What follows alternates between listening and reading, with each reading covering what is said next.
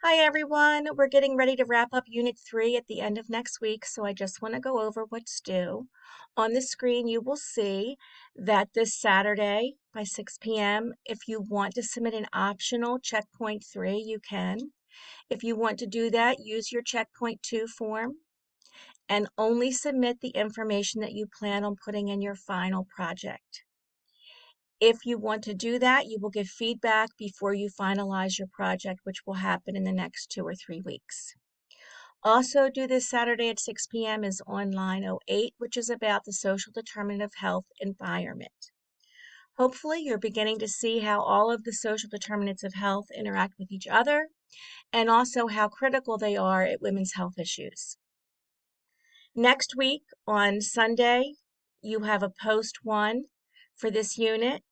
And then on the 21st, you have a post 2, and then your reflection for Unit 3 is due the 24th. So that ends up Unit 3. I want to talk a little bit about Unit 4 because next week, all you have to do is your discussion board and reflection, so you can actually start working on your project. Then in the first week of May, I will be posting an extra credit assignment, and by May 3rd, you'll have to post your project in your discussion board. I want to go over a little bit about your project, and then next week I'll post another video about the discussion board. So here is a specific guide. I'm in Unit 4, Special Topics. Here is a video about the final project if you want to look at that. I just want to go over some key points about the final project. So in here, it says you're going to submit 2 different items into your discussion board. The first one is a short paper, and this short means 2 to 5 paragraphs, 1/2 to 1.5 pages double-spaced. You will tell us in the introduction why, tell us what you're addressing, what topic, what group, and what genre, and explain why you made this choice and what you're covering in artifacts 1, 2, and 3 that's highlighted in green below. This is important because it helps everybody understand why you're doing what you're doing and what you're doing. Then, supporting information is the second part of the paper, and this will include no more than 3 paragraphs that explain why you chose this project, why you chose the topic, what you hope to gain, why did you choose this group, why did you choose this genre, and did you gain what you wanted to gain. Remember, everyone in the class will be able to view this information, so whatever you post in this short paper, make sure it's something you're willing to share with people in the class. So for example, if you chose rape or sexual assault because you've been raped or sexually assaulted, and you do not want people to know that specific information about you, then simply say that you know someone who was sexually assaulted or raped. And so as you're writing this information about why you chose the topic, just keep in mind that everyone in the class will have access to read it.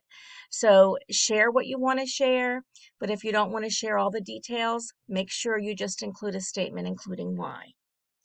Also, with your short paper, you're going to have a reference list, and you will be using APA format. If you want to use a different style, some of you have been using a different style, make sure you remind me of that at the top of the reference list, telling me that you are using whatever format you're using. APA is automatic. If you're using something else, then just let me know.